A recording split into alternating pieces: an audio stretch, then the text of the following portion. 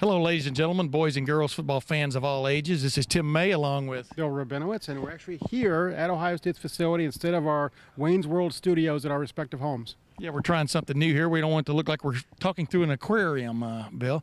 But Ohio State, of course, is getting ready to start its 2015 season, playing at Virginia Tech in a primetime game on Labor Day night. And I don't know any way to put it except excitement is high, correct, Bill?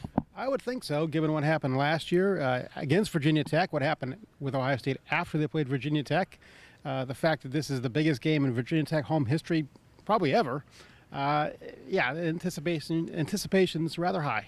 Yeah, you know, and I think you probably agree with me. I think the intensity of this camp, when we've gotten to talk to players and coaches and stuff, there has been a focus about this camp that's interesting to me, because a lot of people think this team may be big-headed, whatever you want to call it, coming off that national championship year. I don't sense that at all. I mean, number one, they haven't named a starting quarterback yet, which keeps the intensity a little bit high, at least for those two guys, J.T. Barrett and Cardale Jones.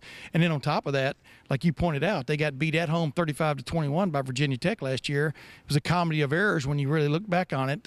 Comedy may be as in a tragic sense, because they had a chance to win that game, as bad as they looked.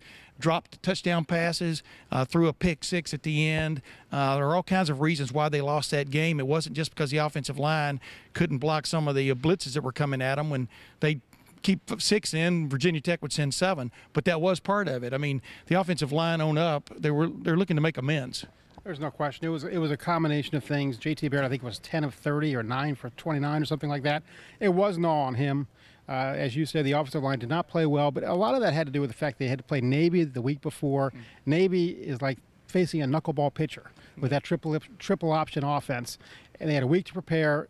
It was just kind of a perfect storm for Virginia Tech to be able to play Ohio State when they did.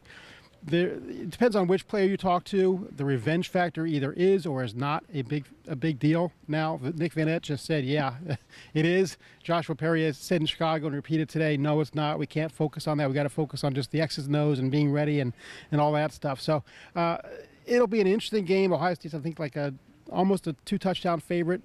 That's a pretty big favorite in Blacksburg. Ohio State kind of revels in this idea that they've got the target on their back. They always do, but now being a national champion, I think they really like that. Yeah.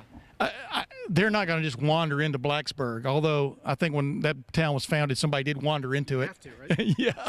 They're in that, whatever called, the New River Valley or wherever they are down there. It is kind of, as Nick Van Etten said, sort of in the middle of nowhere. It kind of reminds you of Penn State a little bit in the setting-wise. A nice little town around a big-time state university. You know, I don't know about you, Bill, but this has been an interesting preseason in another respect. I mean, these guys have known they had to get ready to play without maybe the best defensive lineman in the country in Joey Bosa, who is suspended for the first game, along with their top hybrid back from last year, Jalen Marshall, who's also suspended, along with their number 2 hybrid back at least the middle of the year last year before he got hurt, Dontre Wilson, and then, of course, Corey Smith. He'd be factoring heavily in the rotation at wide receiver going into that game. They were all suspended for a breach of quote-unquote athletic department policy. Right. But then past that, I think that is added to the stimulus, don't you? Yeah, I do. And the other factor is Noah Brown's injury last week. So an already depleted receiver corps is now even more depleted. A lot will go on Michael Thomas's shoulders and Braxton Miller. All of a sudden, it's not just kind of a bonus. Braxton Miller has to really be an impact player because they don't have somebody else just waiting in the wings. They need this guy, Braxton Miller, to be a quality, dangerous receiver. Urban Meyer said today that the last 3 days of practice have been very, very good for Braxton Miller. He looks fluid out there. They're going to need Braxton Miller to be an impact player. Yeah, I'm not going to say the stars have aligned. The stars have kind of parted, and another star has stepped in. I mean, that's exactly right. And you know, there was some question on how quickly Braxton Miller would pick up the nuances and the intricacies of playing hybrid back. As Urban Meyer pointed out a couple of weeks ago, you know, when he was playing quarterback, it was lining up part was simple. You got behind the guy with the ball and stood there and waited for the snap. You know, a hybrid back has to be all over the field at times and doing different things, going in motion at exactly the right time because of that jet sweep they run and that little quick shovel pitch they run. There's a lot of intricacy involved, and if he's picking up on it, Monday night could be a happening. Yeah, I mean, you have to think about what he's feeling. I mean, obviously in his heart of hearts, he'd rather be a quarterback. but he realizes that that's not in the cards right now. And to take on this role, an unfamiliar role, it's got to be excited. He's got to be nervous. One of the big questions is going to be, will he throw? How much will he throw? How much will Ohio State use him? Will they pitch it to him and then he turns and plants and throws? If you're Virginia Tech, that's something that you're thinking about. Yeah. Absolutely, Bud Foster's thinking about it because he didn't have to face this guy last year, and now he's got to face him at a totally different position where, yes, he's not the quarterback anymore, but he is this weapon who can take it to the house on any given play if you give him an inch, and sometimes he creates his own inches. I mean, he's probably got the best make people miss thing I've ever seen, especially from a quarterback. Definitely at Ohio State. Past that, defensively. I'm interested to see how the team is going to respond with 3 new starters on the defensive front. You've got a new starter at middle linebacker in Raekwon McMillan, and, of course, Gary and Conley. We saw him start one game last year. He was promptly pulled out of that game, Michigan State, but everybody has their baptism under fire, and usually it doesn't look real good. They get burned, pardon the pun. Those are guys that, those are some key fill-in spots at Virginia Tech is also going to be aiming at. Absolutely, and the offense kind of gets more of the blame for what happened last year than the defense, but people shouldn't forget that they could not get off the field. I think Virginia Tech converted their first 5 third down. Those were some miracle plays, some of them too. Michael Brewer made one throw across his body. I mean, it's a play that every offensive coordinator says, don't throw that ball, and he threw it. I think he overthrew it over Curtis Grant, reaching like this. Perfect play. You don't want to, tempt fate too often. But Ohio State had a hard time getting off the field against Virginia Tech last year, and they have to be much more sound. And I think they will be. This is a much different defense as well as offense that Ohio State's taking to play against Virginia Tech than they did last year. Yeah, and the other thing that's been interesting about this camp, Jack Willoughby comes out of is that his name? Yeah. That's it. Comes out of Duke, transfers from Ohio State to Duke. He's a 5th-year kicker. Pretty much all he did was kickoffs at Duke. And he hits a couple of 60-yarders in preseason camp, and suddenly Urban Meyer's all over him. I mean, he really likes this guy. He likes the way he's kicked the ball off the ground. Of course, going into camp, you figured Sean Nurnberger, the returning starter, who was a freshman last year, hit a record 89 straight pats. That's pretty good. But was forgot his like 60%. Yeah, at field goals, but he had a really sort of poor record in 40 to 49 range. Suddenly, there's a competition at the kicker spot, and that may just be just like the quarterback deal. We may not know who the kicker is until the first kick. And it may be. What I thought was interesting today about what Urban Meyer said about the quarterbacks was he's not kind of wedded to one guy. If one guy's not getting it done for whatever reason, it might even be in practice, he's not beholden to him. He might go to the other guy. And even within games, he might go to other guys. Maybe we buried the lead a little bit with this. Yeah. So, you talked about the kickers, and, yeah, I mean, obviously that matters. But, the idea that the quarterbacks, what was interesting was, and on media day when Cardell Jones and JT Barrett were asked about a 2-quarterback system, neither one of them really liked it. Urban Meyer came closer than he ever has today to saying, well, we'll see. I personally think they're going to play 2 quarterbacks. I don't think they're going to go in with a set pattern of every other series or every third series.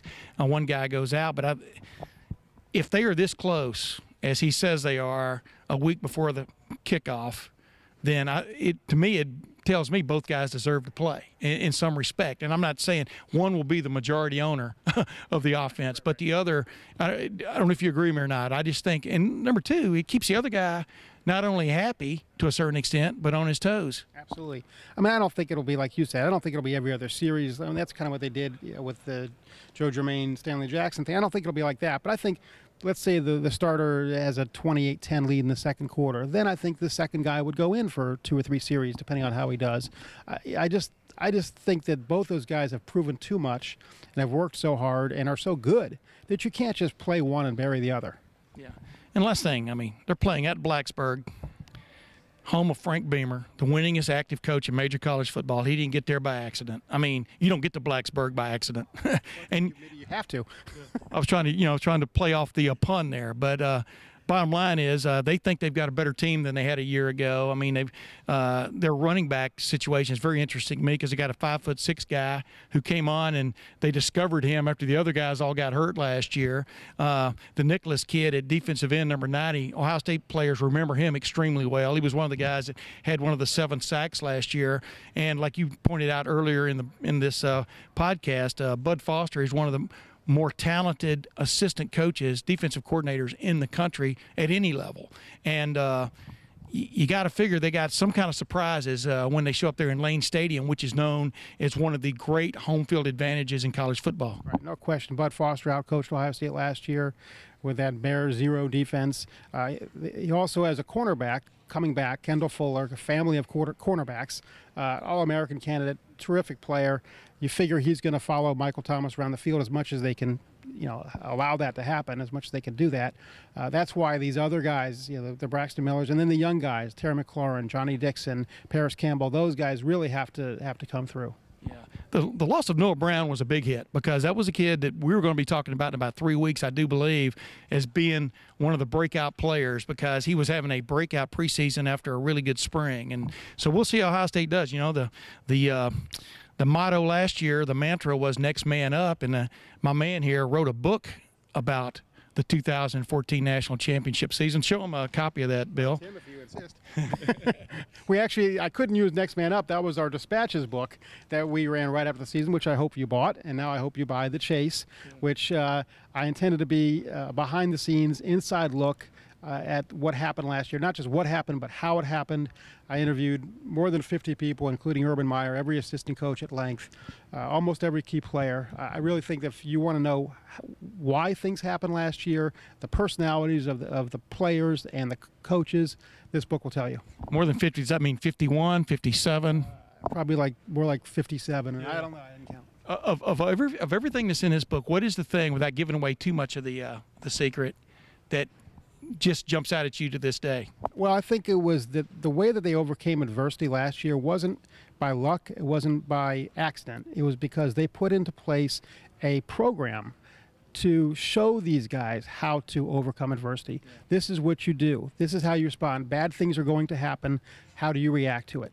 I think that was the thing. And I think just the individual resolve, the way that the players really came together. There's one little story in the Big Ten Championship game when Michael Bennett stripped that ball that Joey Bosa picked up for the touchdown and made it 38-0 at half. They were already leading 31-0. Wisconsin just wanted to get in the locker room before halftime. Yeah. And stop the bleeding. Stop the bleeding. And Michael Bennett took a false step. And instead of saying, okay, well, so they'll get 6 yards instead of 3, he was so determined to not let his teammates down that he made this fantastic play, stripped the ball from Melvin Gordon. Yeah. And Joey Bosa picked it up for the touchdown. And to me, that moment may have crystallized what made that team special. They would not allow themselves to let down their teammates. The difference between that moment and when they left the field that Virginia Tech night was unbelievable. It's one of the maybe the greatest coaching job I've ever covered, ever watched firsthand, and maybe one of the great coaching jobs in college football history. I think you agree with me, not just from Urban Meyer, but his staff and stuff. Well, we'll be back to see if the Buckeyes gain, for want of another word, revenge when they play their season opener at Virginia Tech, the only team to beat the 14-1 Buckeyes in their 2014 National Championship. We'll be back next week to talk about that and the upcoming game with Hawaii. Notice how I pronounce that, Hawaii. Until then, this is Tim May. Bill Rabinowitz. Thanks for watching.